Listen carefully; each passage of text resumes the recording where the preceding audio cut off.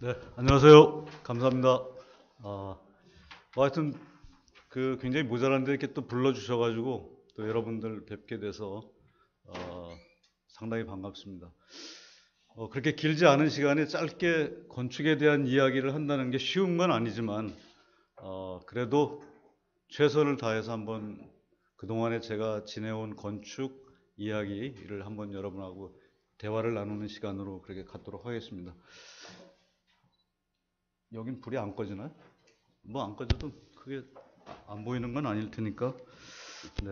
우선 오늘 그 말씀드리고 싶은 내용은 제목에서도 보셨지만 그 Ways of Seeing이라는 건 제가 좀 살짝 그 다른 분의 그 쓴 저 제목을 좀 빌렸습니다. 그거는 영국의 아주 유명한 그 사진 작가고 문화 쪽에 평론도 많이 하시는 그 존 버거라고 하는 그분이 그 Ways of Seeing이라는 아주 유명한 책을 막 두껍지는 않은데 조그만 책을 하나 남긴 책이 있었죠. 근데 그 책을 제가 오래전에 좀 보고 상당히 많은 그 감명을 받아서 이 우리가 대부분이 지금 다 여러분이 그 경험하고 계신 그 시각과 지각 이런 것들의 어떤 통합적인 그 사고가 필요한데 그런 부분에 대해서 사진 작가가 보는 사고 이런 것들이 굉장히 그 날카롭고 또 어떤 면에서는 굉장히 일상에 대한 그런 생각들을 많이 정리를 하고 있어서 편안하고 때로는 문학적이고 때로는 상당히 그 우리가 필요로 하는 스토리에 대한 이야기들 그걸 내러티브하게 잘 전달할 수 있는 그런 감각이 필요한데 그런 부분들에 대한 이야기 사실 뭐 사진 작가들 사진 한 장 찍어놓고 굉장히 많은 이야기를 담아내잖아요. 그래서 그런 걸 보면은 굉장히 내러티브한 요소들이 상당히 중요하게 작동을 하고 있는데 뭐 그런 부분에 대한 좀 제가 비로운 사고도 있고 그래서 건축을 보는 그 6개의 그 어떤 지각, 사고 이런 것들을 좀 정리를 해보려고 생각을 하고 있습니다. 그래서 어, 대부분 이제 건축이 그 태어나고 또 건축이 만들어지는 여러 가지 그 과정이 있는데 거기에는 이제 건축가와 또 그것을 그 소유하고 있는 그런 건축주라고 하는 그런 일련의 그 메커니즘이 존재하고 있습니다. 그래서 어떻게 보면 그 엄청난 비즈니스가 이루어지고 있는 거죠. 대부분이 뭐 우리나라 지금 이 근대사에 아주 그 큰 획을 그어왔다고 할 수도 있는데 1950년 이후부터 사실 뭐 개발이라고 하는 어떤 그런 차원에서 건축은 건축학이라고 하는 부분은 거의 묻혀져 있고 거의 건축 설계 그 건설이라고 하는 부분이 엄청난 자리를 차지했는데 뭐 어찌됐거나 하여튼 굉장히 큰 그런 그 몫을 담당하고 있습니다. 그래서 건축을 바라다보는 여러 가지 시선이 필요한데 그런 것들의 어떤 사고의 기반이 무엇인가. 그 다음에 최근에는 이제 도시재생이라고 하는 부분에서 도시 공간 조직들이 다시 새롭게 태어나고 있는데 그런 도시 재생에 관련된 이야기들 아마 여러분이 굉장히 많은 관심을 가지셔야 될 부분이기도 합니다. 이런 것들에서의 어떤 건축을 작동하는 그 6가지의 감각에 대한 이야기를 한번 정리를 해보려고 하고요. 그 다음에 이제 제가 최근까지 이렇게 담당했던 그 역할들이 이제 지난번 그 베니스 비엔날레 건축 전시회의 한국 전관을 전시를 담당했었고 전시회 커미셔너를 담당했었고 그 다음에 파주의 출판 도시가 이제 꽤 한 20년 전부터 계속 만들어지고 지금 최근에는 이제 그 시네마 타운까지 합쳐져 가지고 약 50만 평 정도가 이제 그 아마 여러분도 잘 아시겠지만은 출판문화정보센터의 어떤 그런 역할을 하고 있는 그런 부분에 파주 출판도시가 만들어지고 있는데 거기에 이제 파주 출판문화정보센터라고 하는 그 헤드쿼터를 제가 이제 상당히 오래전부터 설계를 시작해서 단계별로 해가지고 완성됐고 최근에는 이제 거기에 그 내부에 약 100만 권을 목표로 하는 그 열린 도서관을 지금 개설을 해서 그런 부분이 만들어진 거를 잠깐 여러분하고 이제 물론 뭐 신문 지상에도 많이 발표도 됐고 하지만 그래도 이런 우리 시대의 어떤 문화가 어떻게 이 건축하고 연관돼서 공유하고 있는지를 좀 말씀을 드리는 것이 좋겠다 생각을 했습니다. 우선 그러기 전에 간단하게 이제 근대 그 건축의 어떤 사고의 진화 과정을 좀 한번 살펴보는 건 굉장히 바람직할 것 같아요. 아마 대부분이 여기 건축을 전공하신 분이 아니기 때문에 제가 보는 관점에서 이제 근대 이전의 어떤 사고를 이렇게 정리해도 될까? 뭐 그렇게 생각되지만 우선 수학과 기하학적인 부분으로부터 탈피를 하기 시작한 거죠. 수학을 좋아하시는 분들은 별로 안 좋아하는 얘기일 수도 있겠지만은 근데 어쨌든 예전에 이 옆에 보시는 이 그 평면이라고 하는 부분을 보면은 이게 이제 팔라디오라고 하는 르네상스 시대에 가장 각광을 받던 건축가이고 지금도 뭐 팔라디오라고 하면 이태리 건축에서 정말 그 대부격인 그런 그 엄청난 할아버지인데 이분이 가지고 계셨던 사고는 역시 서양 건축의 양식이라고 하는 부분과 그 아주 기하학적이고 그리고 수학을 전제로 한 사고로 이러한 플랜들이 만들어지고 그 옆에 보는 건물도 역시 그런 팔라디오의 그 로툰다 하우스라고 가운데 이제 요 그 라운드 된 부분을 때문에 로툰다라고 하는 어떤 그런 말도 생겼는데 바로 그런 것들이 이제 근대 사고에서는 점점 버려지게 되는 거죠. 그래서 클래시즘도 사라지고 스타일이라고 하는 어떤 그런 부분도 사라지기 시작하는 거죠. 그리고 무엇과 결합을 하게 되냐면 자연과 장소라고 하는 부분과 새로 이제 건축이 결합을 하기 시작합니다. 근대에는. 그리고 거기에는 또 이제 감각적으로 굉장히 큰 보이드라고 하는 사고와 침묵이라고 하는 굉장히 그 어떤 잔잔한 그 사고들이 이제 합류를 하게 되는 거죠. 수학으로부터는 떠나고 새로운 친구가 바로 뭐냐면 이제 보이드와 사일런스라고 하는 그런 부분으로 건축이 변화를 하게 되는데 뭐 약 한 그 100년 정도 되는 시간의 건축을 이렇게 압축해도 될까 모르겠지만 하여튼 위험하긴 하지만 그래도 제 나름대로 몇 가지 정리해 보면 가장 인간이 표현하고 싶어하는 그 익스프레셔니즘이라고 하는 독일의 어떤 그런 선구자적인 역할을 했던 브루노 타우트나 멘델슨이나 이런 건축가들이 있는데 그분들이 추구했던 것은 지금까지 건축이 너무 형식과 수학과 그런 스타일에 얽매여서 어떤 창의적인 부분을 모두 뺏어갔기 때문에 그런 부분으로부터 새로운 시도를 하게 되는데 상당히 미술적이죠. 그래서 움직이는 파도를 묘사한다든가 뭐 이런 건축을 시작한 것이 이제 익스프레셔니즘이라고 표현할 수 있겠는데 그 다음에는 또 반제되는 어떤 사고들이 등장합니다. 이 엘레멘탈리즘이라고 하는 여러분이 잘 아는 피에트 몬드리안이나 뭐 베스부르크나 하는 그런 나중에는 미술에서 이제 세잔느나 이런 피카소 뭐 이런 것 입체파로 넘어가기 시작하는데 데스틸이라고 하는 아주 굉장히 유명한 그 조직이 이제 네덜란드에서 결성이 되죠. 바로 이 사고가 이제 굉장히 근대 건축에서 중심을 이루는 어떤 그런 사고로 정리가 되고 그 다음에 이제 등장한 거는 인터내셔널리즘이라고 하는 국제주의 사고가 등장합니다. 그래서 이 국제주의 사고에는 많은 건축가들이 이제 통합을 하게 되고 일본까지도 합류를 하게 되고 이제 그런 사고에 빠지게 되는데 거기에는 어떻게 보면 굉장히 단순한 이론이 있습니다. 이건 루코르비제가 제안한 거지만 모듈라 코디네이션이라고 하는 모든 걸 스탠다드화하는 스탠다이제이션이라고 하는 그런 기준을 만들어내는 작업들을 국제주의 시대에는 진행을 하게 되죠.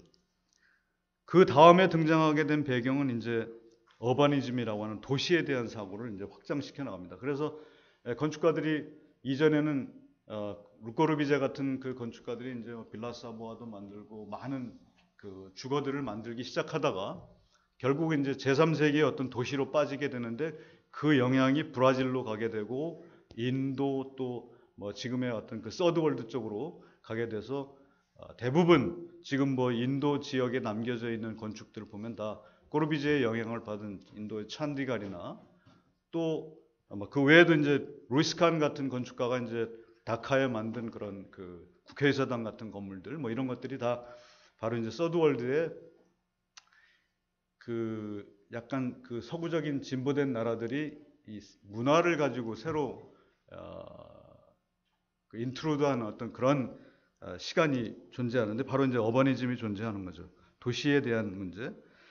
여기에 자연스럽게 이제 그 도시를 만들다 보니까 컨텍스추얼이라고 하는 컨텍스트라고 하는 부분이 또 가장 기본이 되는 사고로 등장하고 그러다 보면은 거기에 지역주의 사고가 이제 서양 건축의 어떤 탄탄한 그런 지역적 사고를 근본으로 해가지고 지역주의 사고가 등장하게 되는 거죠. 그 다음에는 이제 조금 더 자유로운 건축가들의 행보가 등장하는데 미술과 결합한 약간 브루탈리즘과 같은 좀 야수파에 해당되는 부분에 좀 거친 지금 우리가 쉽게 대하는 건축들도 상당히 어떻게 보면 브루탈하게 보이는 이 뭐 카이스트 안에도 많이 상당히 존재하고 있습니다. 그런데 바로 그런 건축들이 등장을 했고 그 다음에 이제 합리주의 사고는 오래된 그 서구의 전통이지만 거기에 그 레셔널리즘을 바탕으로 해가지고 less is more라고 하는 그 작은 것이 더 많은 것을 함유한다라고 하는 뭐 less is more beauty 뭐 등등 많은 사고가 있지만 바로 이제 레셔널리즘이 이제 등장을 하게 되고 여기에는 또 미술적 사고로 미니멀리즘이 등장하는데 여기는 바로 이제 empty morpho라고 하는 아주 그 단순한 초보적인 기초적인 사고의 형태를 암시를 하게 되는 거죠. 그런 과정들을 다 겪고 여기에는 물론 이제 뭐 모더니즘 이후로 이제 포스트 모던과 해체와 이런 사고들을 다 거슬러 올라오면서 마지막에는 우리가 이제 지금 현재 얘기하는 가장 논의를 많이 하고 있는 부분이 바로 이제 친환경이라고 하는 어떻게 하면 에너지를 절약할 수 있을까라고 하는 제로 에너지 하우스 같은 또 그런. 근데 가장 중요한 건 거기서 이제 서스테이너빌리티라고 하는 어떻게 하면은 서스테인 할 수 있을까라고 하는 이제 절대 지상의 어떤 그런 지구 환경에 대한 이야기를 지금은 가장 많은 이야기의 화두로 삼고 있습니다. 그래서 약 100년 동안의 어떤 그 건축이 진화하는 과정을 한번 살펴봤는데 여기에는 몇 명의 건축가들이 지금 등장하게 되고 때로는 저렇게 피터 아이젠맨 같은 미국의 이제 뉴욕 5라고 하는 건축가들이 이제 소위 말해서 백색주의 뭐 미국의 이제 하버드나 뭐 예일 이런 중심 대학을 통해서 활동했던 뉴욕 5가 등장하고 그 중에 한 명인 그 피터 아이젠맨의 작품을 통해서 이제 폴딩 인 아키텍처라고 하는 뭔가 이렇게 좀 이제 이게 해체 시대에 등장한 거지만 그 전에 단정했던 이런 사고들을 이제는 막 구부리고 접고 하는 마치 이제 철학에서도 등장하는 둘레지의 어떤 주름 이론 같은 그런 사고들이 건축을 등장하게 되고 현대 도시들의 상당히 많은 작업들이 이렇게 그 주름 같은 그런 폴딩 아키텍처가 등장을 하게 되는 거죠. 그런 전 포스트 모던 시간에 어떤 등장했던 이런 건축들을 통해서 마지막에 다가오는 것은 결국은 밑에 보이는 이 페터 줌터 뭐 하여튼 정확한 말 그냥 우리는 피터 줌터라고 얘기를 하는데 또 독일 스위스 쪽은 페터 줌토르라고 하는 그 건축가가 등장을 하면서 정말 공허부를 만들어내고 보이드와 사일런스라고 하는 그런 진정한 어떤 그 건축의 어떤 그런 작업들을 추구하는 작가들이 등장을 했습니다. 이쪽에 보이는 사진은 그 안도 타다오가 설계한 일본의 안도 타다오라는 사람이 이제 어떻게 보면 상당히 현대 건축의 지금 대부인데 한국에도 작업을 해가지고 그 원주 쪽에 한솔 뮤지엄이라고 혹시 가보신 분 계신지 모르겠는데 만들어진 게 있습니다. 그래서 상당히 그 많은 그 사람들이 방문을 하는 아주 좋은 장소를 만들어냈는데 자연과 더불어서 이제 좋은 건축들을 만들기 시작하는 거죠. 이렇게 해서 이제 근대 건축 사고의 전개를 한번 살펴봤고, 뭐 제가 오늘 이제 전체적으로 말씀드릴 내용은 이제 발제한 부분은 이제 이런 6개의 감각 중에서 사실 이 앞에 부분 4개 정도는 이미 근대 건축 시간에 개발이 된 겁니다. 이미 프랑스의 그 르꼬르비제라고 하는 건축가가 이미 건축을 시작하면서 어떤 원칙이 필요했었기 때문에 5원칙을 발표를 했는데 그 중에 대부분이 이제 이 용어하고는 좀 다르지만 필로티 같은 경우 이제 우리가 이제 이렇게 기둥을 받치고 있는 부분에 이제 그 떠 있는 공간을 이야기할 때 이야기하는데 결국은 이 이야기의 중심에 뭐냐면 땅이라고 하는 그라운드에 대한 부분과 네이처라고 하는 부분에 대한 생각을 가지고 있었기 때문에 그게 필로티를 상당히 중요하게 생각을 했던 겁니다. 그러니까 고전 건축에서 있을 법도 했던 그런 기둥, 그것이 하나의 어떤 그 고전에서는 오더라고 하는 부분이 굉장히 강한 그 수사적인 측면만 강조됐던 것들을 근대 건축 시간에는 그거를 자연과 더불어 어떻게 건축이 화합할 것인가라고 한 부분에 대해서 좀 강조를 했던 부분들이죠. 그 다음 그 화제는 그 윈도우에 대한 이야기인데 대부분 건축이 열리고 닫히고 하는 그런 사고는 물리적으로 기본이지만 왜 열리고 닫히는 사이에서 많은 그 감각과 지각들이 발현이 되느냐라고 하는 걸 보면은 바로 이제 외부에 있던 것들이 안에 들어오고 안에 있던 것들이 밖으로 나간다라고 하는 그 사고입니다. 우리 전통 건축에도 이런 사고가 있습니다. 예를 들어서 옛 고시조에 보면은 이 초가삼간을 지어가지고 한 칸은 바람에 내주고 한 칸은 바깥에 있는 그 산에 내주고 또 한 칸은 내가 쓴다라고 하는 어떤 그런 구조로 되어 있는데 그렇게 보면은 결국은 이 창이라고 하는 서양의 그 물리적인 윈도우의 개념은 우리가 생각하고 있는 이 내부의 공간을 어떻게 외부 공간과 같이 이 커뮤니케이션 할 것인가 라고 하는 부분에 대한 중심으로 되어 있다고 생각할 수 있겠습니다. 단순히 어떤 그 햇빛을 받아들인다거나 빛에 대한 조절만을 근대 건축 시간에는 다들 열중을 했습니다. 건축가들이. 예를 들어서 루이스 칸 같은 건축가는 미국의 달라스에 있는 미술관을 설계를 할 때 사람들한테 그렇게 물었다고 해요.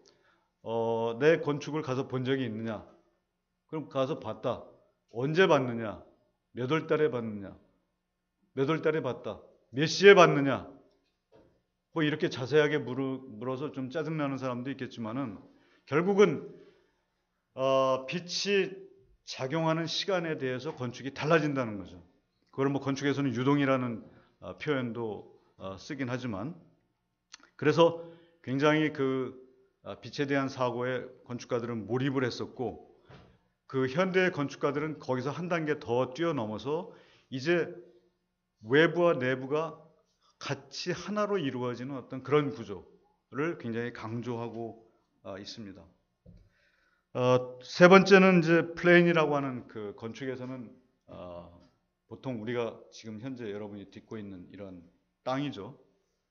땅의 또 다른 표현이 이제 플레인으로 평면이라고 할 수 있는 그런데 대부분 이런 곳에서 우리가 걷고 이런 곳에서 작업하고 이런 곳에서 살고 모든 것들이 다 어떻게 보면은 건축인가 아니면 자연인가.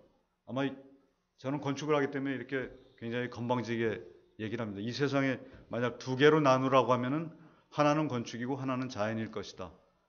아마 여러분이 동의를 안 하실 수도 있을지도 모르겠어요. 하지만 어떻게 보면은 우리가 그 경험하고 사는 곳에 보면은 대개 두 가지로 정리하실 수 있습니다. 자, 네 번째가 이제 그 물리적인 환경으로 보면 파사드라고 하는 그 외부 공간에 대한 이야기인데 사실은 이 파사드의 본질로 들어가면은 건축은 과연 어떻게 만들어지고 있는 것인가 라고 하는 부분에서 굉장히 많은 기술과 물리적인 그런 그 텍토닉이라고 하는 그런 부분에 이야기하고 연결이 됩니다. 대개 이제 동양 건축은 목조를 중심으로 해가지고 조적하는 어떤 그런 그 제법상으로 보면은 그런 구조. 일본, 중국, 한국 거의 비슷하죠.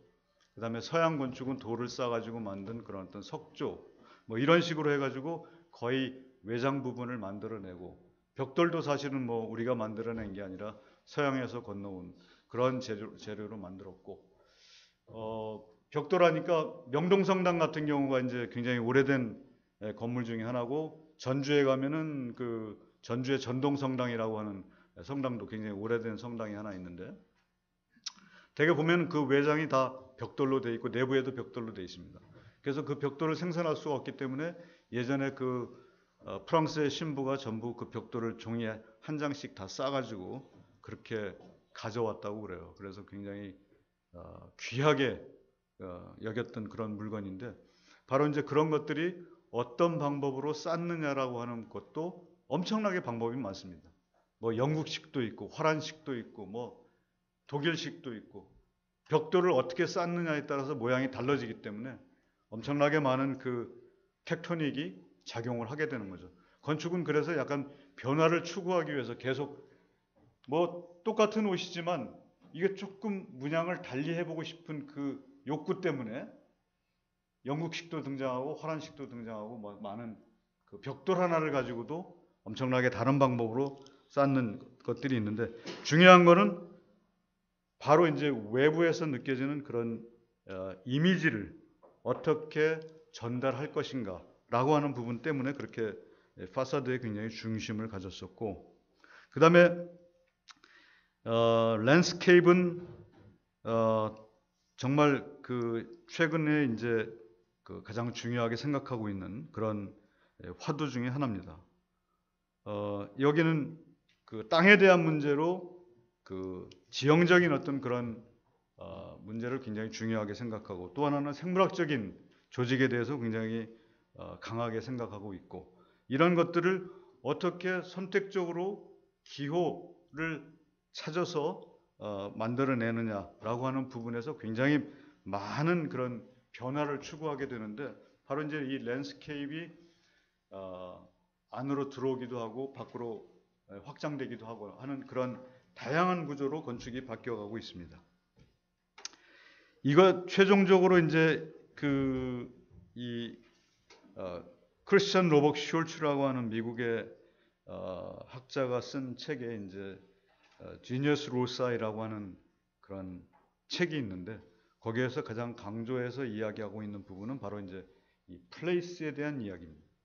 뭐 다른 말로 필드라고 얘기할 수도 있고, 어떻게 보면 이거는 오래된 우리의 그 기억을 불러오는 작업이라고 생각하시면 됩니다. 우리가 많은 고대 도시를 방문하거나 로마를 가거나 또는 뭐 베니스를 가거나 또 그리스를 가거나 할 때 많은 건축들, 도시들을 방문하게 되는데, 바로 이제 그것이 오래전에 가지고 있었던 이 고대 도시가 가지고 있었던 특성들, 이런 기억들을 찾아내기 위해서 그 공간을 어떻게 옮겨오느냐에 대해서 상당히 많은 건축가들이 노력을 하죠. 대표적인 예로 현대 건축들, 근대 건축이 태어날 때는 전제하고 있는 것들이 있을 것 같아요. 아주 유명한 그 일화 중에 하나가 이제 그 프랑스의 건축가인 꼬르비제가 라툴레트라고 하는 그 아주 유명한 수도원을 설계를 할 때에 그 신부 한 분이 어떤 한 곳을 방문해 주기를 원했습니다. 당신이 먼저 이 건축을 좀 보고 왔으면 좋겠다 했는데, 바로 그 수도원 이름은 나또로네라고 하는 이 프로방스 지방에 있는 그 성당인데, 한 1000년 정도 된 걸로 알고 있습니다. 저도 한번 기회가 있어서 방문했는데 아주 상당히 전통적인 어떤 그런 질서를 가지고 있으면서도 현대 건축에서 얘기하려고 하는 그런 보이드와 사일런스에 대한 그런 부분을 다 가지고 있었어요. 그렇기 때문에 꼬르비제한테 그걸 원했고, 꼬르비제는 그걸 보고 바로 돌아와서 나툴레트 수도원을 설계를 했는데 거의 비슷합니다. 평면의 형식은 거의 비슷하고 가운데 중정을 두고 그 경사진 대지를 전혀 훼손하지 않고 경사진 대지 위에 그가 정말 좋아하는 필로티와 또 이런 부분들을 다 전제하면서 다양한 그런 방법으로 만드는 게 이제 나투레트 수도원입니다. 건축에 관심이 많으시면 한번 그런 관련된 글을 또 한번 보시면 좋을 것 같고, 그래서 오늘 이야기할 부분의 거의 키워드는 우리가 이제 건축은 사람을 중심으로 해가지고 이루어지고 있고, 자연에 대한 문제, 공간, 인간 중심에 대한 디자인, 그 다음에 지역성, 아까 리조널리즘에 대한 말씀도 드렸고, 그 다음에 도시 재생, 요즘 뭐 도시를 다시 활용해서 다시 쓰고 있는 어떤 그런 부분들이 화두이고, 굉장히 많은 문화 쪽에 계신 분들이 이 도시 재생에 참여하고 있죠. 모두 다 뭐 도시 재생 전문가처럼 얘기하는데 사실 좀 그렇지는 않은 것 같아요. 그 다음에 이제 거기에 파생적인 의미로 이제 그 팔럼세스트라고 하는 그 뭐 쉬운 단어로 이제 양피지 위에 다시 쓰는 이 방법들이 이제 이 도시재생에서 굉장히 논의하고 있고, 오늘 이야기할 부분도 이제 그런 부분에서 조금 더 이야기를 드리도록 하겠습니다. 우선 제가 그 작업했던 그 파주의 아시아센터를 한번 놓고 이런 것들이 가능할 것인가 생각을 해봤는데 뭐 그렇게 크게 오차는 없었던 것 같습니다. 이 파주의 그 아시아센터는 어디 각도에서 사진을 찍을 각도는 별로 없습니다. 다 그 길을 걷듯이 다니면서 그냥 보이는 부분들이 그냥 그 장면이 들어오는 정도이지 어떤 특정한 건물의 어떤 형식을 갖고 있지를 않는 것이 이제 그 처음 제가 설계를 할 때 했던 방법들이 그런 거였고, 그래서 굉장히 많은 그 통로들이 이 건축 사이사이에 굉장히 많이 존재를 하고, 또 하나는 이 지금 우리가 그 지붕이라고 하는 부분에 대해서 이미 그 프랑스의 건축가들도 루프 가든이라고 하는 용어를 만들어내서 최근에도 이제 그 루프 가든을 굉장히 잘 활용을 하고 있는데, 루프 가든이라고 하는 부분이 루프 가든으로 끝날 거냐, 아니면 새로운 그 땅의 어떤 그 태어남이 있을 수도 있지 않겠는가, 그런 생각을 하게 되었을 때 이런 루프들이 지금 자연스럽게 이제 뭐 여기는 파주에는 어린이 축제 같은 것들이 많이 일어나기 때문에 상당히 데이타임에도 축제장으로 이용할 수 있고, 나이트타임에는 여기에 이제 하나의 어떤 그 영상이 시네마가 그 상연이 되고 또 사람들은 자연스럽게 앉을 수 있는 어떤 그런 것이 바로 이제 이게 이제 이 화브에는 굉장히 큰 그 컨벤션 홀이 있는데 바로 그 지붕 공간을 이렇게 활용을 한 거고, 전체적으로는 상당히 많은 그 개방 공간들이 건물과 건물 사이에, 이게 1층이 아니고 지금 루프입니다. 루프에 이제 이런 공간들이 자연스럽게 만들어질 수 있기 때문에 거기 진입하는 길들, 뭐 또 바깥에서 연결되는, 이건 내부에 있는 길, 외부에 있는 길, 크게 구분이 안 되고, 여긴 내부고 이건 외부인데 거의 크게 내외부의 구분이 안 되는 그런 흐름들을 보여주는 걸로 이제 만들어진 거죠.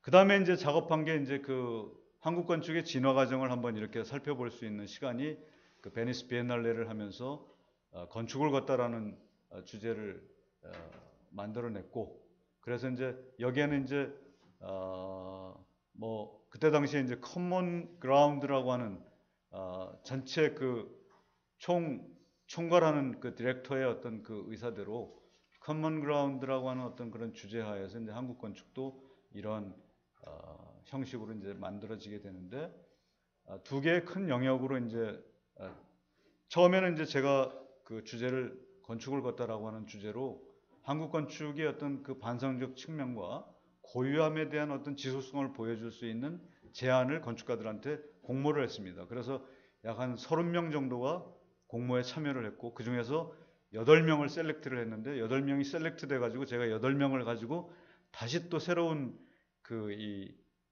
그러니까 뭐 레시피가 8개라면 그거를 다시 어떻게 만들어내는 작업들을 하게 된 거고, 8개의 시나리오를 다시 쓰게 되는 거죠. 그래서 거기에는 상당히 많은 중첩된 부분과 굴절된 부분에 대한 이야기를 가지고 전시를 담당을 하게 됐었습니다. 조금 이제 자세하게 들어가서 보여줄 부분들이고. 어쨌든 한국 건축에는 지금 이러한 사고들이 팽배하게 있습니다. 건축이 없는 국가. 뭐 여기는 부산의 남천마을이고 어느 분이 이렇게 여기 뭐 인터넷에 많이 떠도는 사진입니다만 도쿄 뭐 이렇게 했고 여기 한국이 여기 있습니다. 서울. 모든 도시들하고 조금 다른 면모를 가지고 있다는 거죠. 사실 이거보다 더 심한 것 같아요. 좀 한국 건축은. 그리고 도시의 내부로 들어가면 지금 건축가들이 하는 행보가 이렇습니다. 인피를 하되 사실은 굉장히 많은 그 컨텍스트에 대해서 사실 좀 어떻게 보면은 무시할 수밖에 없는 그런 현상. 왜냐하면 한국 건축의 인프라가 워낙 약하기 때문에 이런 그 아주 매시브한 그 방법론들이 지금 들어가고 있고, 이 사진이 이제 그 건축 사진전에 등장했던 외국 사진 작가가 찍은 사진인데, 이 한국 건축에 대한, 여기 이제 아파트가 이렇게 쭉 들어서고 여기 뭐 서울에 아마 한 신림동 정도 이렇게 될 것 같아요. 거기를 사진을 찍어가지고 뭐라고 제목이 붙였냐? 한국의 건축이 unconscious city다 이렇게 붙여졌어요. 그래서 깜짝 놀래고 반성도 많이 해야 되겠구나. 예.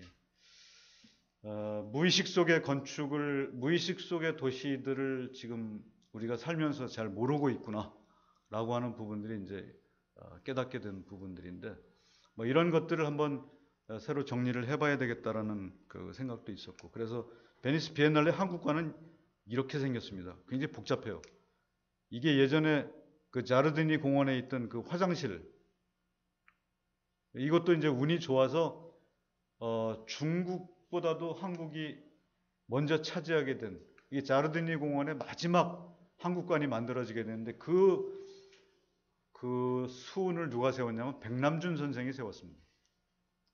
백남준 선생이 아니었으면 이거 한국관 중국한테 뺏겼겠죠. 근데 그때 당시만 해도 한국이 조금 더 우세해가지고 지금 같았으면 아마 게임도 안 됐을 텐데, 그랬을 거야. 아마 지금 같으면 뭐 중국하고 이거 뭐 아마 땅이 하나 나왔는데 한국하고 누구를 줄까 뭐 말이 안 되는 거죠. 중국한테 갔겠죠. 근데 그때 당시만 해도 한국이 조금 유리하게 해서 마지막으로 이 자르디니 공원에 터가 딱 하나 남은 터를 한국이 차지했는데, 공교롭게 여기 화장실이 있었던 자리까지 포함해가지고 이렇게 해서, 김석철 씨라고 지금 국가건축위원회 위원장을 하는 분인데, 사실 미술하시는 분들은 싫어해요. 이 얘기는 안 하려고 그랬는데 어쩔 수 없이 하게 되네. 왜냐하면 한국 건축은 원래 채를 나누는 시스템으로 되어 있어요.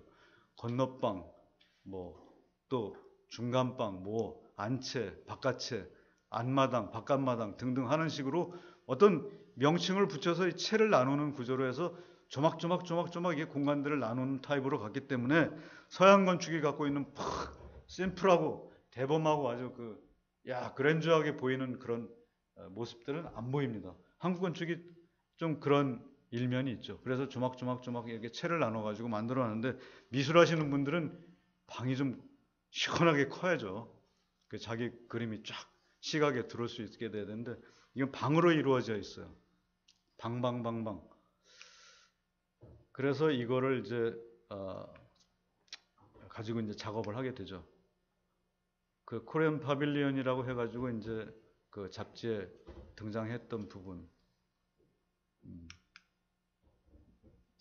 그래서 그 5개의 어떤 그 주제를 선정을 하게 되는데, 너무 복잡하게 설명하면 좀 지루하실 것 같으니까 이런 건 이제 자료 제가 드렸으니까요. 한번 읽어보시면 되겠지만, 대체적으로 이제 포스트 맥스에 해당되는 부분은 그동안에 너무 한국 건축이 방만하게 그냥 엄청나게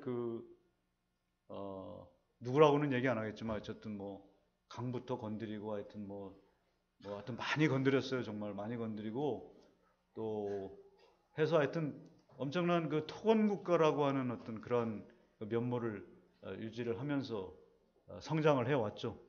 좋은 점도 있고 나쁜 점도 많고, 그래서 미래에 대한 어떤 그 문제는 어떻게 정리되어야 될 것인가. 포스트 그레이도 역시 그런 부분에 대한 이야기입니다. 너무나 그 회색의 우리가 콘크리트의 어떤 그런 그 근대 건축의 어떤 그 스피릿에서 별로 떠나지 못해가지고 그런 그 이야기들을 이제 함께 할 수 있는 어떤 그런 상황으로 정리를 했고, 그 다음에 또 정서적인 어떤 부분에 대해서는 현재 우리가 어떤 방법으로 존재감을 가져야 될 것인가 라고 하는 부분에 대한 이야기, 그 다음에는 아까도 말씀드렸던 어떤 텍토닉한 부분, 이런 것은 서로 많은 그 관계들 사이에서 존재하고 있는 이야기들을 정리하고 있던 거고, 마지막으로는 이제 그 텍틸리티에 대한 부분인데, 그 한국 건축이 가지고 있는 가장 독특한 그 세계 어느 곳에도 없는 그런 그 건축의 특성이라고 볼 수 있겠죠. 물론 그렇게 비지블하지는 않습니다. 잘 쉽게 드러나진 않지만 이 텍틸리티에 대한 부분이 앞으로 상당히 많은 연구 과제라고 생각이 돼요. 눈에 잘 보이지 않는 그 감각에 대한 이야기죠. 특히 한국 사람들이 뭐 손재주가 좋다고는 얘기하지만 손재주보다도 먼저 감각이 뛰어나다는 그 사고를 갖고 있는 거죠. 건축가들이 작업한 그 가장 오래된 건축, 그 다음에 만들려다 실패한 이 노들섬, 한강의 노들섬. 그 오페라 하우스를 이제 호주의 시드니에 있는 오페라 하우스를 높으신 분이 보고 와가지고, 야, 우리도 이거 만들자 해서 뭐 그냥 단순해요. 그냥 그거 우리도 만들자 하면은 바로 이제 만드는 작업. 2번이나 이걸 국제 현상 설계했어요. 사실은 제가 이 현상 설계 심사위원을 했는데 뽑아놓고도 얼마나 불안하고 초조하고 긴장되고 제발 안 만들어지면 좋겠는데 심사비를 또 두둑히 받았기 때문에 안 뽑을 수도 없는 상황이고 뭐 이런 상황에서 뽑긴 했는데 이게 다행히 만들어지지 않았습니다. 이 설계사무소한테는 대단히 미안한 일이지만 파주도 사실은 굉장히 큰 건물을 건축주는 요구를 했었어요. 엄청나게 큰 건물을. 그런데 하여튼 굉장히 많은 요소로 그 소위 말해서 아티큘레이션을 시켜서 분절을 해가지고 건축이 보이지 않도록 하자라고 하는 게 제 모토였기 때문에 이렇게 큰 이런 고전적인 건축의 표면이나 또는 이러한 그 포스트 맥스에 해당되는 가장 엄청난 그 맥시마이즈된 그런 건축이 아닌 뭐 건축인 듯 아닌 듯 요즘 노래에도 나오는 거지만 그런 작업들을 한번 생각을 해봤던 것이 제 생각입니다. 조금 이웃나라를 보면은 다들 그 당시에는 재해도 있었고 일본은 당시에 일본에서 가장 또 유명한 건축가를 커미션으로 등장을 시켰어요. 이웃집에.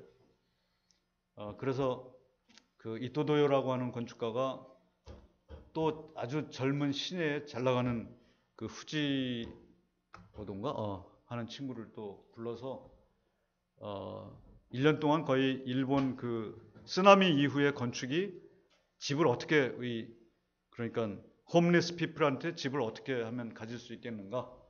사실은 뭐 돈으로 해결할 수 있는 문제지만 건축가들이 또 이런 작업들이 또 상당히 많은 반응을 일으켜서 학생들이 이렇게 작업하는 것들을 그 폐목들을 이용해 가지고 전시장 안에 세워서 상당히 이것이 이제 그때 당시 황금사자상을 받은 거죠.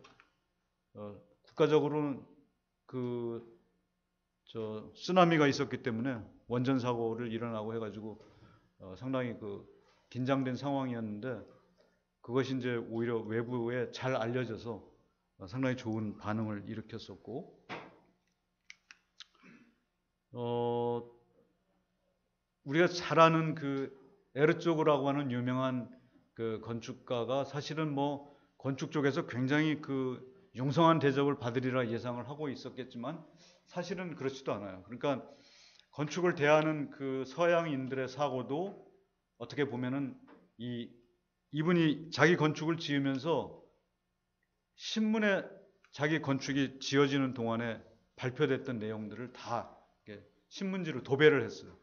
그래서 전시장 안이 어떻게 보면 좀 옛날 그 후진 옛날 집의 어떤 그런 그 담벼락을 보는 것 같은 느낌이 드는데 사실은 전부 건축에 관한 이야기들이 빼곡하게 적혀져 있었고 이걸 보면서 아 우리는 정말 건축에 대한 진정한 이 크리티시즘이나 이 저널리즘이 건축에 대한 관심이 정말 좀 약하구나. 그래서 문화적으로 좀 이렇게 건축이 좀 개선돼야 되겠다. 이런 생각도 갖게 된 그런 주제였고 또 젊은 그 건축가상을 받은 사람들은 스위스의 젊은 건축가들인데 이 베네수엘라의 이 아주 굉장히 그 고층 그 건축물 자체가 부도가 나는 바람에 그냥 슬럼화된 거를 이제 그 어번 스쿼팅이라고 하는 스쿼트 해가지고 사람들이 거기서 들어가서 살게 됐는데 그거를 그냥 자연스럽게 살게 만들어주는 공간으로 하자. 그래서 그냥 그들 자체 커뮤니티도 생기고 지금 뭐 이렇게 그 건물에 사람들이 들어가서 집 없는 사람들이 이렇게 스쿼팅을 해서 살고 있는 걸 어떻게 보면은 엘리베이터도 작동 안 되고 이 계단으로 막 몇십 층을 오르락 내리락 하는 사람들을 위해서 무엇을 사회적으로 해줄 수 있을 것인가 라고 하는 부분에 대한 그 아주 그 멋진 해결책을 보여준 것이 사람들한테 아주 감동을 주게 된 거죠.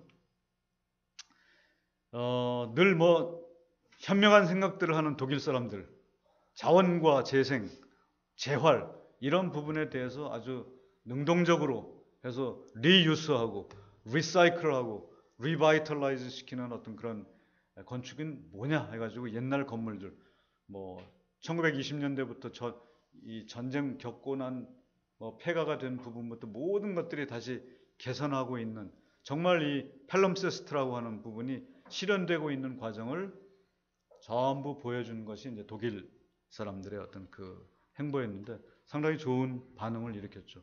저는 이것이 황금사자상을 받지 않을까 싶었는데 아마 일본 건축가가 더 친했던 모양이에요. 그래서 그것도 약간 좀 로비를 잘 해야지 되는 건데 프랑스는 하여튼 지금 맘 놓고 돌아다니지 못하는 지역이 있죠. 도시도 뭐 영화에서도 가끔 보이지만 13블록인가 뭐 이러한 그런 부분은 우리가 낮에도 물론이고 밤에는 막 갈 엄두도 못 내고 하는 그런 공간들이 존재하는데 이 슬럼화되어 있는 그런 공간들이 많은데 여전히 이제 이들의 그 디베이트의 요소는 이 지금 지어지고 있는 새로운 도시 이 사람들은 그 새로운 그 도시들을 많이 만들어냈었는데 그런 부분들에 대해서의 어떤 그런 반작용도 굉장히 크고 역기능도 엄청 크기 때문에 그런 부분들에 대한 끊임없는 지금 그 충돌 때문에 오는 사고를 갖고 전시장에 등장을 했었고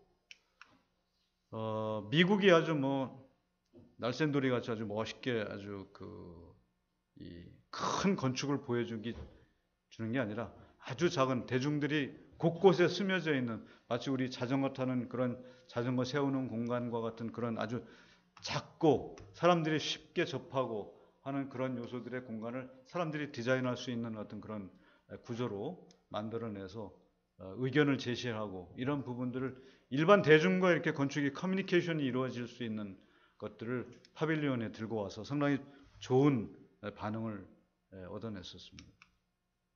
뭐 한국 건축은 여전히 이제 우리가 뭐 밖으로 내세울 게 뭐 없나 이거에서도 저도 고민을 많이 해봤는데 사실 뭘 그렇게 특이하게 보여줄 부분은 없고 아까 말씀드렸던 5개의 그 주제를 통해서 한국 건축이 진화하고 있다, 조금 더 좋아지고 있다라고 하는 부분을 좀 얘기하고 싶었던 거였습니다. 그래서 이러한 건축을 만들고 제가 듣기로 이 방이 백남준 선생님 방이시죠? 그래서 저는 이게 바로 이제 그 제가 만들어낸 그 전시장의 내부 공간인데 여러분이 언젠가 시간 되면 백남준 선생이 작업하신 그 작업의 내부 공간을 한번 보세요. 상당히 텍토닉하게 만들어져는 이 목재로 만들어져. 밖은 전부 그 모니터로 클래딩이 되어 있지만 내부에는 엄청나게 작고 이 조직화된 목조, 그러니까 주택이 들어있는 것처럼 보이게 됩니다. 그래서 이 백남준 선생의 이 텍토닉한 부분을 제가 좀 빌어서 그 스피릿을 통해서 한국 건축의 어떤 그런 텍토닉한 부분을 전시장에 표현했던 전시장 내부 공간입니다. 뭐 빛이 굉장히 많은 그 산란을 일으켜가지고 마치 우리가 옛날 한국 건축에서 보이는 이 트랜스페런트한 그런 구조들을 이런 것들을 많이 보여줄 수 있었죠. 작가들의 사고도 역시 그 8명이기 때문에 8개의 시나리오를 썼던 거고, 그래서 그 이 2개의 큰 그룹으로 등장을 했는데, 하나는 좀 갈등과 약간 좀 그런 잘 조성이 되어 있는 어떤 그런 어떤 측면들의 건축가들이 있었고, 또 하나는 좀 아직은 좀 추상적이고 또 아직은 좀 연습을 더 많이 하고 있는 그 rehearsed ground라고 하는 그런 용어를 생각을 해서 8개의 어떤 새로운 그라운드를 만들어냈는데, 그것이 이제 첫 번째가 이제 floating and waved ground라고 하는 그런 주제를 건축가가 있고, 하여튼 뭐 이렇게 이름들을 다 달리하면서 8명의 작가들이 이런 방법으로 표현을 해냈고, 아까 같은 전시장 내부의 표현이 됐었습니다. 이게 바로 이제 그들이 이제 전부 이제 어떻게 보면은 지금까지 그 대부분 간헐적으로 이렇게 그 디스플레이 판넬을 가지고 이제 전시를 했었는데, 디스플레이 판넬만 가지고는 디스플레이 판넬의 어떤 그런 인면성만 보이기 때문에 거꾸로 이제 그 백남준 선생이 보였던 그 인면성과 텍토닉한 부분을 공유할 수 있는 구조로 내부가 밖으로 드러나오면서 인사이드 아웃 되고 아웃사이드가 또 안으로 들어가서 보이는 그런 구조로 이 디스플레이 판넬들이 각각의 이 요소에 박혀서 전시가 되도록 이제 했던 부분이 이 부분입니다. 두 번째 그 과제는 시간이 지금 얼마나 됐죠? 빨리 해야죠. 그래요? 많이 했네요. 그럼 좀 빨리 진행을 하도록 하겠습니다. 이게 이제 파주의 아시아센터가 최근에 이제 이런 그 책을 많이 수장하는 열린 도서관이라고 하는 그 도서관을 만들게 됐고, 이 뭐 책꽂이는 굉장히 단순하게 만들어지되 좀 펌해야 되겠다라는 어떤 그런 의지가 좀 강하게 있었기 때문에 상당히 강한 재질의 그 고무나무 재질의 그 나무 목재를 이용을 했고, 그리고 시간이 웬만큼 지나도 절대 이게 이렇게 선반이 이 휘어진 게 제 방에도 지금 한 선반들이 책이 많이 있어서 제일 휘어졌는데, 그걸 볼 때마다 좀 별로 마음이 안 좋아요. 그래서 좀 휘어지지 않는 선반을 좀 만들어야 되겠다 해가지고 중간에 그 이 수직으로 쓰는 요소들을 많이 만들어냈습니다. 그래서 좀 웬만큼 지나도 이 책 무게 때문에 절대 휘어지는 모습이 보이지 않는 그런 구조로 일체화된 벽, 이런 것들이 만들어졌고, 뭐 복잡한 뭐 몇 가지의 그 타이포그라피와 레버린스라고 하는 그런 요소로 자세히 보면은 여기 이제 약간 그 흐름이 있습니다. 잘 보이지는 않지만 이게 이제 파주 아시아센터에 가끔 이제 그 TV 그 뭐지 광고에도 좀 많이 나오고 드라마에도 많이 나오고 하는 그런 장소고요. 처음에 이제 이런 그 건축을 하게 될 때는 어쨌든 많은 요소로 분절이 된 그 건축을 하고 싶었기 때문에 큰 건축을 굉장히 많은 요소로 나누게 된 그런 상황입니다. 여기 이제 전체 지금 파주 출판 도시에 있는 아주 조밀한 건축들이 이렇게 점조직으로 되어 있는데, 이게 이제 제일 컸거든요. 그 중에서. 그래서 좀 걱정이 돼가지고 제일 큰 걸 어떻게 제일 크지 않게 보이게 할까라고 하는 것도 첫 번째 과제였고, 그래서 상당히 이 뒤에 있는 산과 앞에 있는 한강과 이렇게 서로 그 투명하게 연결될 수 있도록 그런 조직과 그 수평으로는 또 땅에서부터 자연스럽게 오르는 그런 새로운 땅이 만들어지기를 바라서 이제 이런 구조가 만들어졌죠.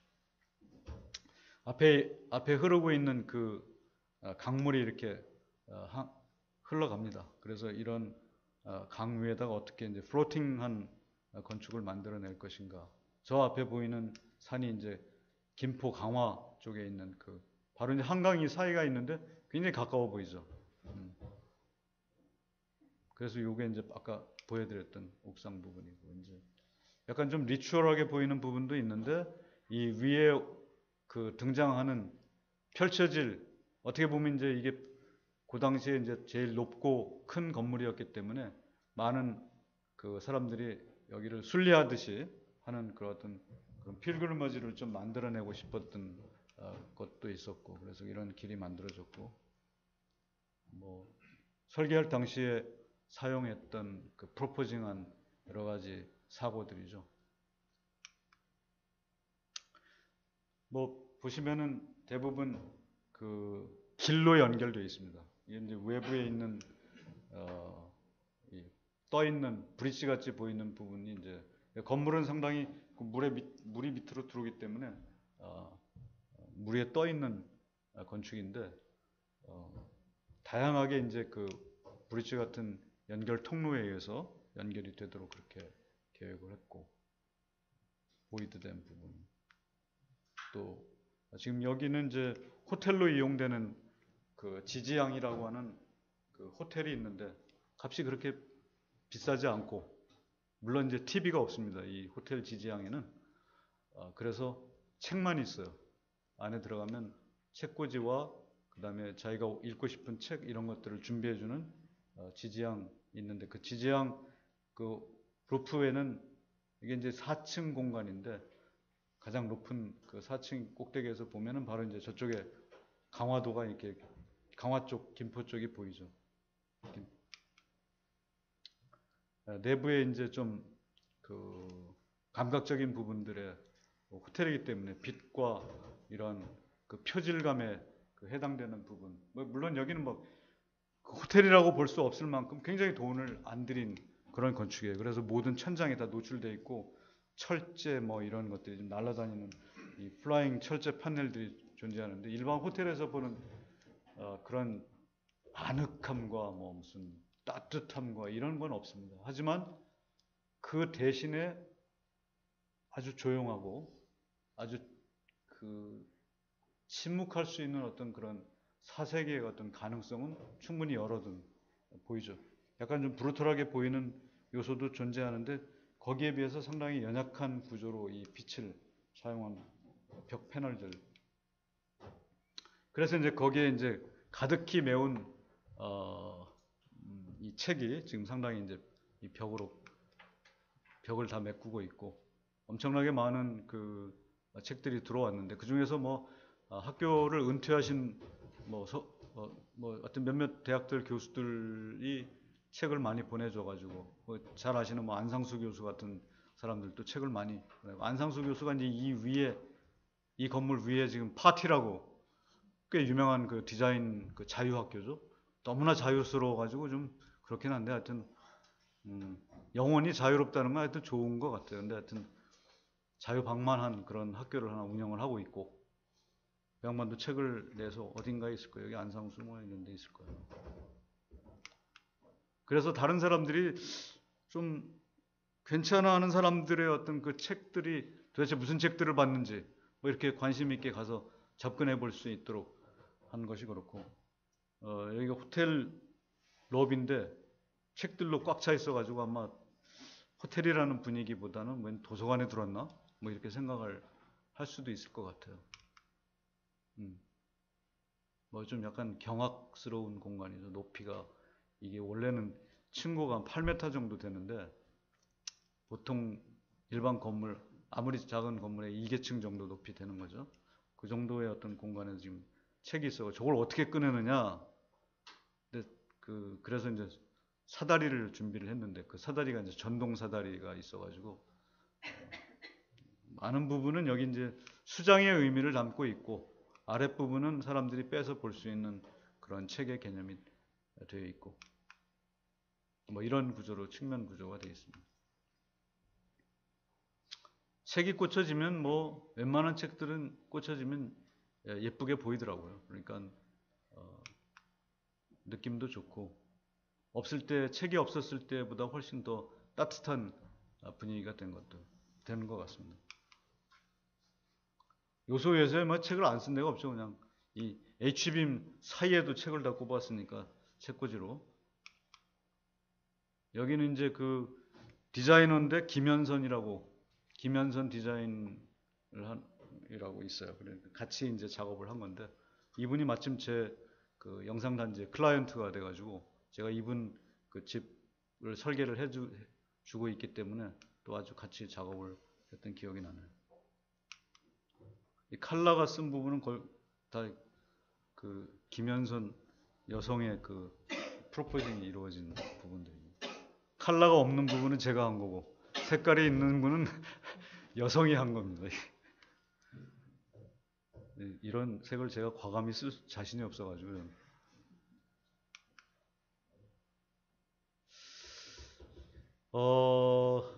이게 이제 서울 변두리 지역의 그 보통 모습입니다. 어디라고 하면은 좀 그러니까 혹시 여기 사시는 분들이 계실 테니까 얘기는 안 하고 이런 모습들이 대부분이죠. 이게 뭐 음식점들 뭐 태반이고 이걸 어떻게 이제 좀 개선할 것인가. 그래서 이제 예전에 건축가들 뭐 젊은 건축가들 몇 사람하고 해가지고 이제 이런 그 작업들을 진행한 적도 있었고 어쨌든 이 도시가 그 변모하고 달라지는데 어떤 제안을 우리가 할 것인가 그리고 그 제안이 실효성이 어디까지일 것인가를 예측을 해야 됩니다. 대부분 학교에서 프로젝트를 진행하는 경우에는 그것이 실현되는 과정에 대해서는 정말 모르기 때문에 대부분 그냥 아이디어만 내고 마는데 이제는 앞으로 어떤 방법을 통해서 이게 실현이 가능할 것인가를 좀 제시를 해야 될 것 같아요. 그러면 굉장히 규모는 축소가 되겠죠. 왜냐하면 재원이 그렇게 우리가 많지 않기 때문에 있는 걸 어떻게 활용을 할 것인가 라고 하는 쪽으로 정리를 하면은 많은 사람들이 이 협업을 같이 해야 되는 그런 상황이 됩니다. 그래서 이 한때는 그 서울시청 지금 뭐 별명이 그 쓰나미라고 하던데 새로운 그 서울시청 뒤에 아주 유명한 그 지역들이 많았죠. 음식점도 많고 거기 뭐 맛있게 하는 제가 기억나는데 그 소금 불고기집도 기억이 나요. 낙동강이라고 하는 뭐 그런 집도 있고 하여튼 작은 집들 사이에 그거를 재개발이라고 하면 싹 밀어버릴 텐데 그런 것들이 어떻게 그냥 서울에 존재하면서 뭔가 또 나름대로 이 공적인 어떤 그런 요소의 퍼블릭 이 액션은 뭔가 가능하지 않을까 이런 부분들이 계속 저의 관심이었기 때문에 이런 제안들을 좀 해봤던 거죠. 그래서 상당히 다양한 그 도시가 그 구조를 가지고 있으면서 새로 쓰는 그 펠럼세스트의 어떤 그런 방법으로 다시 변모를 일으킬 수 있는 어떤 그런 구조들에 대한 제안들을 많이 했었어요. 몇 가지 그 지난번에도 말했듯이 도시에 대한 그 사고는 여전히 이제 중요한 건 사람들의 어떤 그 파티시페이션이 중요하다. 물론 뭐 영국이나 서양에도 이 가장 오래전부터 화두로 되었던 거는 그 유저스 파티시페이션이라고 하는 그 사는 사람들이 어떻게 참여할 것인가 이게 제일 컸던 문제였었던 것 같고 이제 우리도 이제 그런 그 커뮤니티 뭐 말로만 듣는 커뮤니티 사실 뭐 어떤 의미와 그것들이 실현 가능성 있는 커뮤니티가 아니라 그냥 그 입으로만 얘기하는 커뮤니티를 만들어내지 말고 사람들이 참여할 수 있는 파티시페이션이 가능한 그런 동기부여를 해줘야 되겠다는 것이 이제 가장 중요한 사고일 것 같고 그래서 뭐 이런 여러 가지 뭐 느림에 대한 이야기도 나오고 뭐 많은 이야기들을 적어놨습니다만 아마 여러분이 기억하시면 혹시 나중에 참고가 되실 수도 있을 것 같은 생각이 들어가지고 뭐 교통에 대한 이야기, 뭐 다이버시티에 대한 이야기, 그 다음에 공공성, 뭐 공공성도 이제 파주에서도 굉장히 많이 이용됐던 용어들인데 가장 좀 요즘 최근에 많이 쓰고 있는 이야기들이 이제 문화와 여기가 문화 대학원이죠. 문화, 그 다음에 지혜, 뭐 이런 부분들이 상당히 많이 필요로 하는데 뭐 그림에서 나오는 것들이 이제 브라질의 꾸리티바 같은 그런 도시들에 대한 체험들, 그 다음에 건축가로는 뭐 그 사무엘 막비라고 하는 미국의 그 루럴 스튜디오의 그 리더, 그러니까 자원을 많이 필요로 하지 않는 범위 내에서도 건축이 가능한, 우리가 뭐 돈 많이 주고 설계비 많이 주고 아까 저 보셨던 것처럼 노드섬에 뭐 무려 설계비 250억에 해당되는 설계비만 250억에 해당되는 그 뭐 수천억 들어가는 거죠. 자원형 공사비는. 그런 걸 만들어내는 건 사실 그렇게 어려운 일은 아니에요. 뭐 그게 어렵겠어요, 그게. 그 다음에 그 미학이라는 게 뭐 그렇게 대단하겠냐고. 잠시 찰나의 즐거움일 뿐이지 사실은 공간은 오래 남겨지고 오래 쓰고 오래 기억되고 하는 나와의 커뮤니케이션이 가능한 공간이 필요한 거지, 비주얼하게 뭔가 화려한 거는 우리한테 전혀 사실 뭐 별로 중요하지 않는 거죠.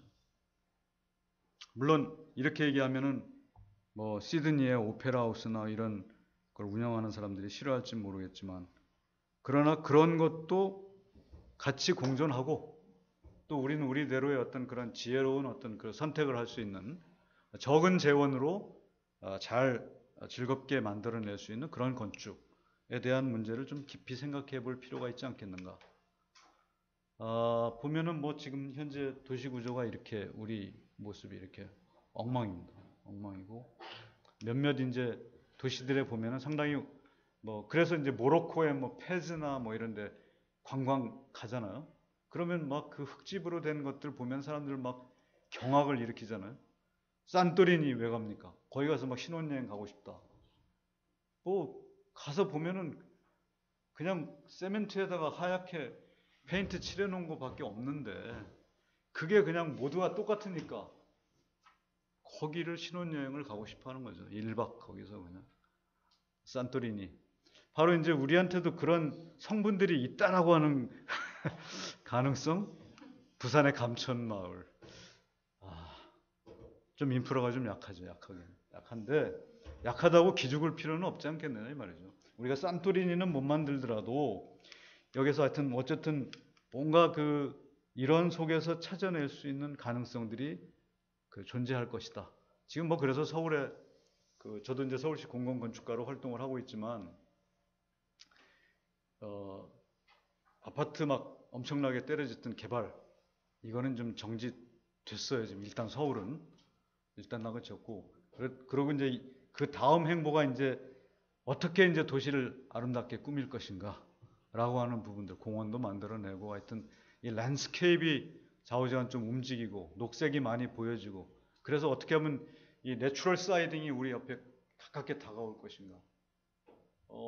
그래서 이 내추럴 사이딩이라는 말은 제가 몇 년 전에 일본 그 UIA 그 공모전에 한번 냈었는데 일본 그 건축가가 엄청 좋아해가지고 그 채택됐던 그런 용어이기도 합니다.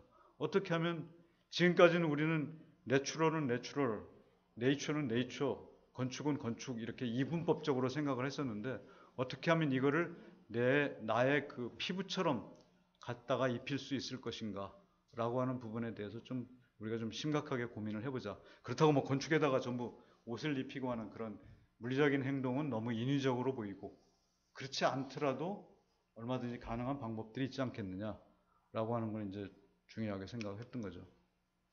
어떻게 보면은 작은 행보지만 요 지붕, 일본 사람이 지붕을 이렇게 이용을 해가지고 이렇게 가족들이 올라가서 식사도 하고 걸터 앉아 있기도 하고 뛰어내릴 수도 있는 어떤 그런 지붕.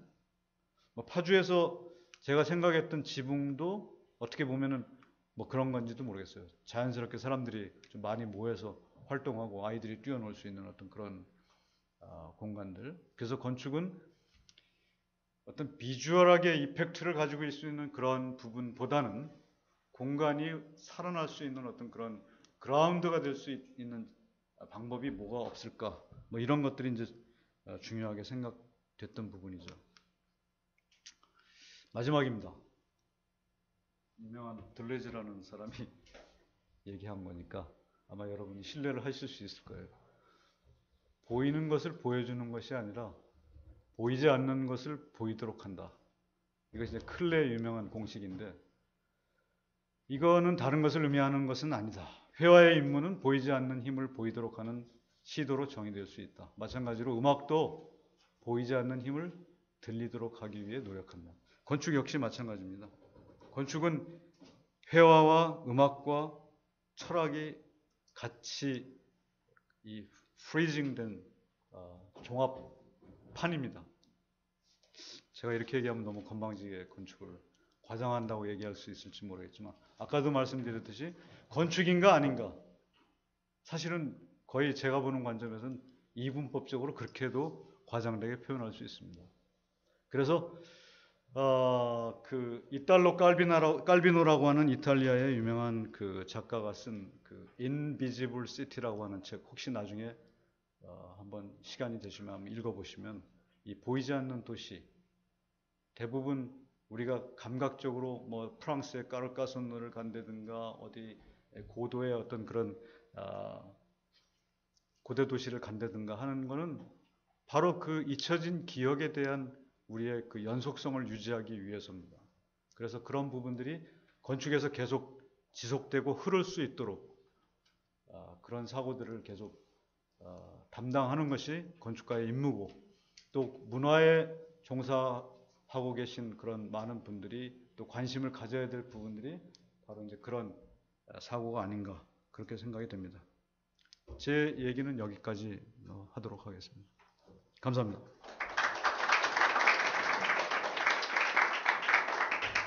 너무 길지 않았죠?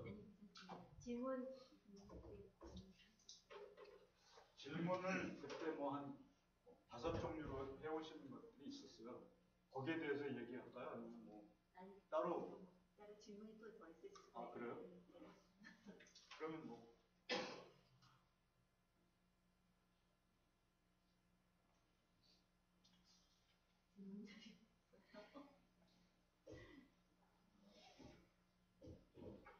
좀 졸리신 것 같더라고요.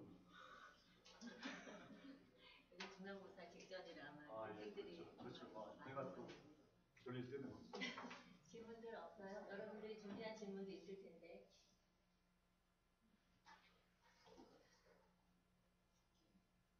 공공건축 하신다고 하셨는데 네. 발주하는 사람은 시가 되는 건가요? 어디서? 그래서 공공건축을 원하는 사람들은 일반 시민들인데 또 지역에 사는 사람들인데 대부분이 그거를 그 프로젝트를 참여하는 사람들은 이제 전문가들 있죠.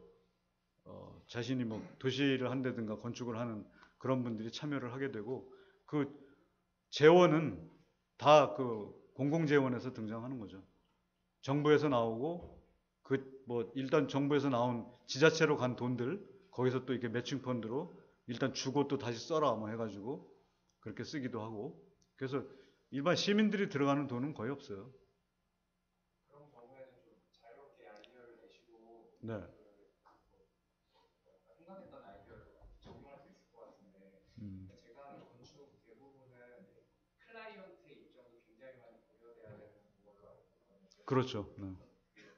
우리나라의 유명한 서울식 아파트만 있던 것들이 네. 건축을 하는 사람이 그냥 이걸 짓고 싶어서 졌다기보다 이제 건축주가 최대한의 효율 때문에 그런 식으로 되었던 것 같은데 공공 건축 이런 걸 하면은 어느 정도 이런 게 해결될 수 있을 것 같아요. 그렇죠. 공공건축이 제대로만 가면 네. 뭐 제대로만 가면은 뭐 저는 가능성이 많다고 봅니다. 그래서 지금 서울시에서도 예전부터 이제 그런 그 뭐 종로 거리를 이렇게 중심으로 해가지고 서울에도 이제 지금의 이제 공공건축가 제도를 쓰기 전에 약 한 20명 정도의 건축가를 선임을 해가지고 그 거의 자원봉사하는 개념으로 그 디자인을 그 무료로 해주는 그런 시스템이 있었어요. 근데 그래도 안 해요. 왜냐면 자기 돈이 들어가기 때문에. 그러니까 시에서 간판 정리하라 하고 뭐 한 집당 몇백만 원씩 주는 거예요. 그래야지 움직여요. 그렇기 때문에 뭐 유저스 파티시페이션이라고 하는 그런 개념은 한국에서는 정말 힘들죠. 근데 이제 그거 이제 오래된 얘기고 요즘에는 그래도 좀 사람들이 많이 참여도가 높아지고 옆에 집 고치면 우리 집도 이제 고쳐야 되겠구나라고 생각해서 이렇게 이제 그렇게 되는 경우도 있고, 어쨌든 공공건축가들의 참여로 지금은 뭐 작지만 뭐 노인 그 노유자를 위한 그런 시설, 그다음에 어린이집 뭐 이런 공공시설에 국한돼 가지고 이제 건축가들이 최소 비용으로 뭐 설계비도 굉장히 약하고 하여튼 뭐 자원도 약한데 그런 것을 해서 리모델링함으로 인해서 좀 좋은 쪽으로 지금 개선이 되어가고 있는 예들이 많이 있죠. 그래서 앞으로 이런 것들이 좀 계속 지속되면 좋은 그 환경들이 많이 등장할 거라고 생각이 됩니다. 네. 그래서 공공건축의 역할은 굉장히 중요하지 않겠는가. 그 좋은 건축, 좋은 사고를 가진 이 참여자들이 많이 등장을 해야죠. 그래서 대학들도 요즘 뭐 도시재생 특성화 사업단 같은 걸 많이 만들어내고 제가 있는 대학에도 지금 제가 사업단장을 맡고 있는데 도시재생 전문가 양성 무슨 사업 뭐 이런 걸 하는 거죠. 그러니까 좀 과거의 건축이 한 건물을 설계하는 차원으로만 머물러 있다가 요즘은 이제 도시의 재생 관한 그런 분야까지 굉장히 관심을 많이 갖게 되는 거죠, 사실은. 그렇게 진행을 하고 있습니다. 대전도 보면은 원도심 지금 이제 건물 하나로 보면은 거기에 이제 약 근대 건축의 약 한 20몇 개 정도가 된 23개 정도의 근대 건축물들이 있어요. 그것들을 어떻게 재활용할 것인가. 예를 들어 지금 그 초점이 되고 있는 부분이 이제 충남 도청사가 이주하면서 도청사가 남겨져 있는데 거기를 뭐 서울에 있는 뭐 한국예술종합학교를 뭐 옮겨온다든가 뭐 이런 아이디어들이 많이 나왔는데 그런 거 하지 말자. 우리가 뭐 대전에 대학이 없냐. 그래서 좀 시민들한테 돌려주는 공간을 돌려주는 프로그램을 해봐라. 그래서 이제 그 파주의 아시아센터에 그 지혜숲을 한번 제안을 했었는데 아직 상당히 좋은 반응을 얻고 있어서 그러니까 시민들이 자유롭게 들어가서 활용할 수 있는 어떤 그런 건축으로 이제 되면은 오히려 이제 그 공공건축의 어떤 특성이 좀 살아나는 거죠. 좀 주인이 없는 건물이 사실은 좋은 거니까. 파리의 그 뽕피두 센터만 해도 얼마나 권위적인 건물이에요. 대통령 이름으로 예를 들어서 이명박 홀 뭐 이런 거잖아요. 근데 그게 뽕피두 센터인데 뭐 돈처럼 몇천 원만 들고 가도 하루 종일 그 안에서 그냥 자연스럽게 하루를 보낼 수 있을 정도의 프로그램이 돼 있으니까 그 진정한 공공건축의 어떤 그런 정신을 갖고 있는 게 아니겠는가 그런 생각이 들거든요. 그래서 좀 우리도 서양적인 어떤 그런 사고를 꼭 따라간다는 개념이 아니고 우리가 현재 있는 자원을 가지고도 충분히 공공건축의 가능성이 많이 열릴 수 있다. 그래서 좀 얼마 전에도 서울시 공공건축가 그 모임이 있어가지고 발표도 하고 이제 젊은 건축가들이 발표를 하고 했는데 정말 좋은 디자인이 많이 쉬운 방법으로 잘 만들어져서 좋더라고요. 네. 다른 질문 없나요? 아까 여성분이 한 분. 예. 선배님이 먼저 하시죠.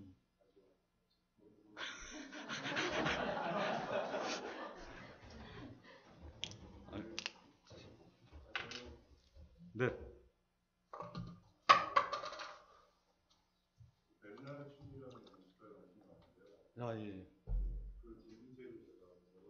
예. 그 춤이 예.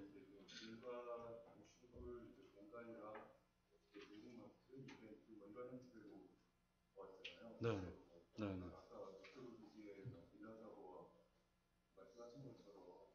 사용자나 스펙테이터가 움직임에 따라서 그 공간도 바뀌고 그들이 소통하고 커뮤니케이션하는 방식이 바뀌는데 그래서 이제 아까 이제 교수님께서 그 데니스 비엔날의 한국관의 8가지 시나리오를 부여하시고 물론 사적 특성이긴 하지만 실제 도시에서 건축과 혹은 건축 공간과 내러티브의 관계가 있잖아요.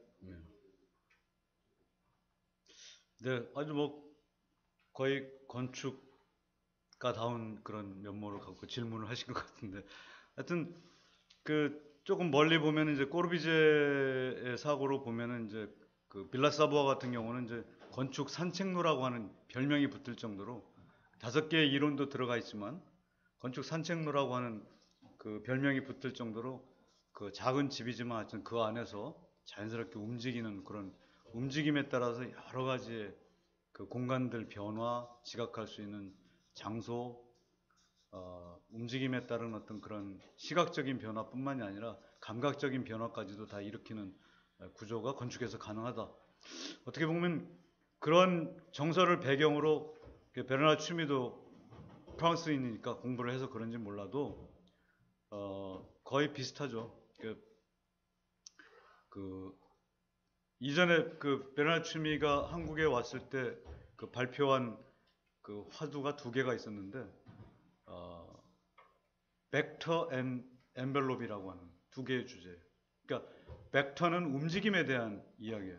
그러니까 그 무브먼트에 대한 이야기를 하기 위해서 했던 거고, 단순히 건물은 그냥 그러한 무브먼트를 하나에 그냥 에워싸고 있는 정도 수준이다라고 하는 걸로 엔벨롭이라고 하는 그런 이야기를 꺼냈었고, 그렇기 때문에 어떻게 보면 건축에서는 굉장히 그 움직임이라고 하는 이 작동 구조의 어떤 가장 기본이 되는 건 사람이기 때문에 사람의 어떤 상태가 어떤 변화를 일으키느냐에 따라서 이 무브먼트에 따라서 달라진다는 거죠.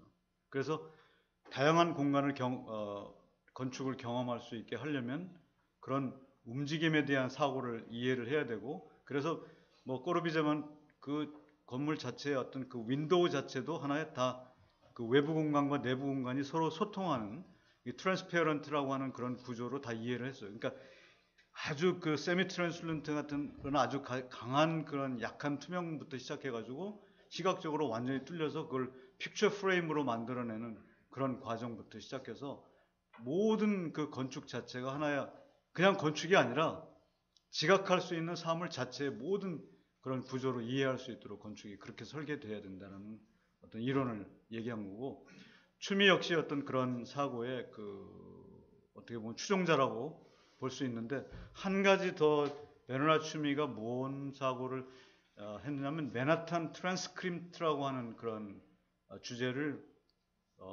굉장히 오래전에 발제를 했어요. 거기에 이제 나중에 한번 들어가 보시면 알겠지만은 그 사람들의 움직임이 굉장히 중요해요. 거기에 물론 뭐 도시에서 일어나는 바이올런스나 요즘 뭐 문제가 되고 있는 청소년 범죄 같은 그런 것도 나오고 다 등장하지만 그거보다 훨씬 더 중요하게 생각한 부분이 이 도시에서의 움직이는 구조, 이런 부분들. 그래서 건축이 사실은 왜 유동하는가라고 하는 부분은 시간에 따라서 변하고 사람들이 지각하는 장소가 달라짐으로 해서 변하고 또 경험하고 있는 어떤 그런 선택적인 사고에 의해서 달라지고 하는 그런 것들을 엄청나게 많은 그 건축 공간 내에서 지각할 수 있도록 그렇게 만들어내는 것이 이제 중요하다고 생각을 한 거고, 취미의 또 하나의 성공은 이제 파리의 그 라빌레트 공원을 설계를 하면서 그야말로 20세기의 가장 유명한 화두인 그 공원을 설계하면서 만들어낸 그 뭐죠? 갑자기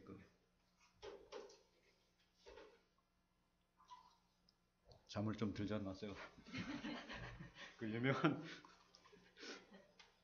그걸 하나 생각을 해냈는데, 그것이 이제 공원을 우리가 보통 공원을 거닐 때는 건축이 간섭을 별로 안 하잖아요. 자연만이 존재하는데 건축이 이렇게 인터벤션이 일어났을 때 과연 어떤 현상이 일어나는가라고 하는 걸 이제 그걸 건축적으로 몇 개의 건축을 만들어내면서 그것이 유사성도 존재하지만 또 각각 다른 것들을 만들어내서 우리가 뭐 공원에 가봐야 뭐 결국 키오스크나 이런 몇 개의 그 것들을 만들어내는데 그거 외에 훨씬 더 아주 그 강한 어떤 건축적 메시지를 집어넣은 거죠. 그러니까 얼마 전에도 뭐 사실 이런 대화는 아니었지만 벚꽃이 얼마 전에 굉장히 많이 폈었잖아요.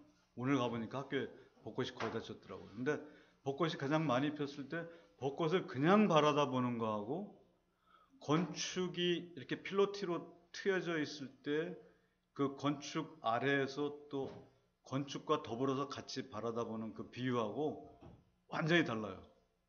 그러니까 그 건축과 교수인 젊은 그 미국에서 그 컬럼비아 대학에서 공부한 친구 하나 후배가 있는데 그 친구가 나한테 그러더라고. 아, 이 필로티 밑에서 보는 벚꽃이 훨씬 더 아름답게 보이네. 그 당연한 거지.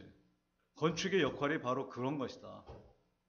건축은 지금까지 뭐 전혀 그 자연의 해악만 일으키는 존재로 사람들한테 인식이 되어 왔지만 이게 그 서로 이렇게 커뮤니케이션이 이루어질 때는 굉장히 다른 그 지각력을 갖게 되는 그런 사고로 발전이 가능하다라고 하는 것이 이제 좀 이게 자연스럽게 시각적으로도 입증이 되어 가는 것 같아요. 이 얘기는 그 저만이 한 얘기가 아니라 영국의 유명한 그 로만 포스터 같은 그런 분들이 프랑스와 스페인을 연결하는 그 브릿지를 설계하면서도 없었을 때하고 브릿지가 들어갔을 때하고의 그 자연감이 역시 좋은 건축은 자연과 더불어서 뭔가 새로운 그 공간을 만들어내는데 아주 중요한 역할을 한다라고 하는 부분에 대해서 거의 입증을 한 그런 구조가 됐죠. 취미 얘기 때문에 좀 길어졌는데, 네. 어쨌든 그런 그 건축에서의 어떤 그 이벤트와 무브먼트 이런 것들은 건축을 변하게 하는데 사실 건축이 변하는 게 아니라 건축을 지각하는 사람들의 어떤 그 태도가 변하는 거죠. 그 공간에 들어섬으로 인해서. 그래서 그 부분에 대해서 공부를 많이 하시면은 좀 좋은 그런 이야기도 많이 나올 수 있을 것 같은 생각이 듭니다. 그때는 아주 내 아까 처리하신 네, 그런 작업을 때 지금 하셨던 그 말씀을 네, 먼저 하잖아요. 네, 그래서 설계를 할 때는 이제 사람들의 무브먼트나 이벤트 같은 것들을 구체적인 것까지 다 상상하기 힘들잖아요. 힘들죠. 네. 보통 어떻게 브레인스토밍을 하시고 어떻게 이제 거기에 설계를 좀 반영하시는지. 그러니까 대부분의 아까 그 우리가 미니멀에 대한 이야기를 할 때 건축에서는 이제 어떤 사람은 그 하이젠베르그의 불확정성의 이론을 얘기한 사람도 있는데 너무 이제 좀 비약된 거죠. 그건. 근데 그거보다 이제 불특정의 어떤 그 uncertainty에 대한 이야기인데 건축이 갖고 있는 그 공간감이라고 하는 부분은 상당히 불확정적으로 볼 수 있어요. 그러니까 거기에는 근데 그 불확정적이긴 하지만 반드시 거기에는 그 empty morph가 존재한다는 얘기죠. 그러니까 이건 공간 형태학에서 등장하는 얘기인데요. 스페이스 모폴로지에서 나오는 얘기인데 그 스페이스 모폴로지에 대한 관점으로 들여다보면은 분명히 거기에는 empty morph가 존재한다는 거죠. 그러니까 empty morph에는 변할 수 있는 사고가 굉장히 많이 들어가 있어요. 그러니까 내가 어떤 사람들이 여기에 이런 이벤트를 할 것이다라고 전제는 하지만 꼭 그렇지 않을 수도 있어요. 아까 그 비어져 있는 그 보이드된 그 비트윈 스페이스에서의 일어날 수 있는 거는 물론 여기에 사람들이 많이 모인다. 누워 있는 사람도 있을 것이다. 뭐 그림은 그릴 수 있어요. 뭐 앉아 있는 사람도 있고 누워 있는 사람도 있고 여러 가지 그 동작들이 나한테 들어오긴 하죠. 이 공간에 들어왔을 때 이 사람들이 이렇게 자유롭게 할 수도 있을 거고 어떤 경우는 포멀하게 뭐 사람들이 집회된 어떤 그런 경우도 있을 것이고. 근데 이용하는 방법은 굉장히 다르더라고요. 제가 벽을 이렇게 콘크리트 벽을 하면서 이건 어떻게 쓰여질 것인가 좀 고민도 해봤지만 그 전에 한번 영국의 그 학교하고 한번 그 워크숍을 하면서 학생들을 풀어놓으니까 벽에다 막 뭐 A4니 뭐 A3니 뭐 갖다 막 붙이기 시작하는데 오히려 그게 굉장히 자연스럽게 이런 콘크리트 벽이 단단하긴 하지만 저렇게 붙여지니까 또 하나의 공간으로 이렇게 도배가 되는 그런 환경도 만들어내는구나 라고 하는 것도 굉장히 좋았던 경험도 있었고 그래서 그 비어진 환경에 대해서는 예측은 하죠. 예측은 하지만 그게 꼭 맞는 건 아니다. 근데 건축가는 비움에 대해서는 반드시 예측은 하고 전제를 하고 설계는 하게 되더라고요.